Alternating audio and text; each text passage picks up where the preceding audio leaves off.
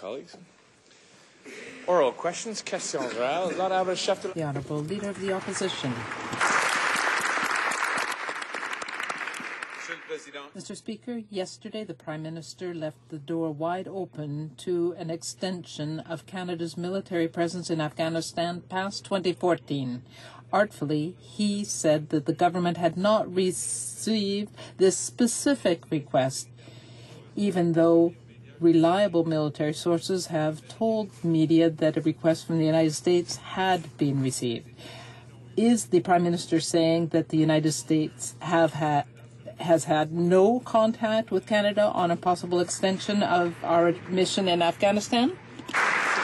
The Right Honourable Prime Minister. Mr. Speaker, I did not say that there had been no contact, but as I've said, our priority remains security in Afghanistan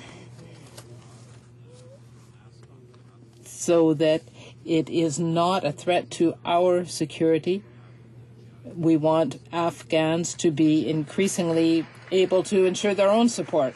The Prime Minister stated, quote, all of the military missions committed to under this government have come before the House. But that's not the case, and he knows it.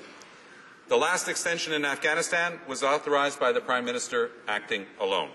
In November 2010, he said to Jack Layton, quote, the government has never submitted missions that do not involve combat to the House of Commons.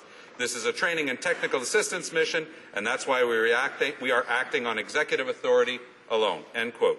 Is the Prime Minister going to act unilaterally once again to keep our troops in Afghanistan beyond 2014? The Right Honourable Prime Minister. Mr. Speaker, once again, as I said, the government has every intention of bringing military missions to the House of Commons.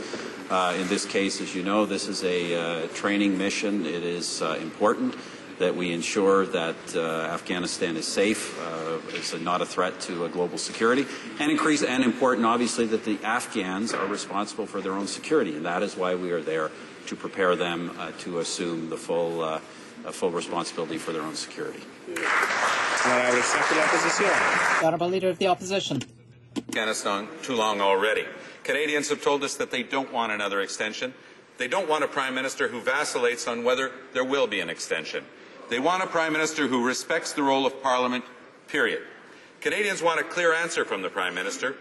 Will he keep our troops in Afghanistan past 2014, yes or no?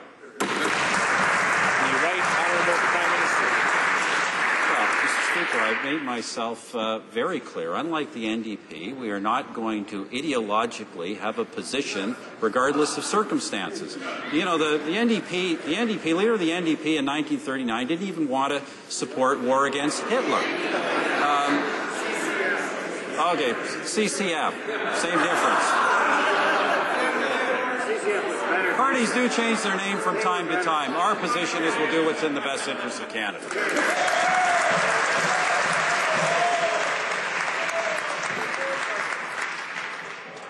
Order, the Honourable Leader of the Opposition. So let's speak about Reform Party policy, Mr. Speaker.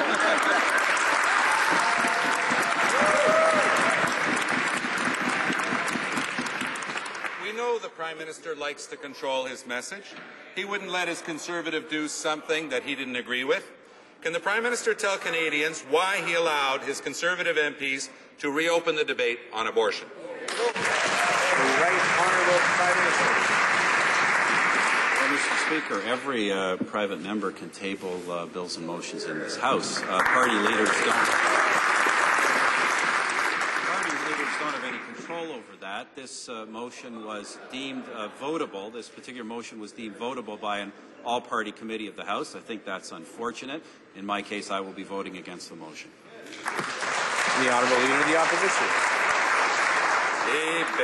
Well, I'm looking at today's agenda for the House of Commons, and I see that there is a debate on Motion 312 from the Conservatives. This is a debate on abortion.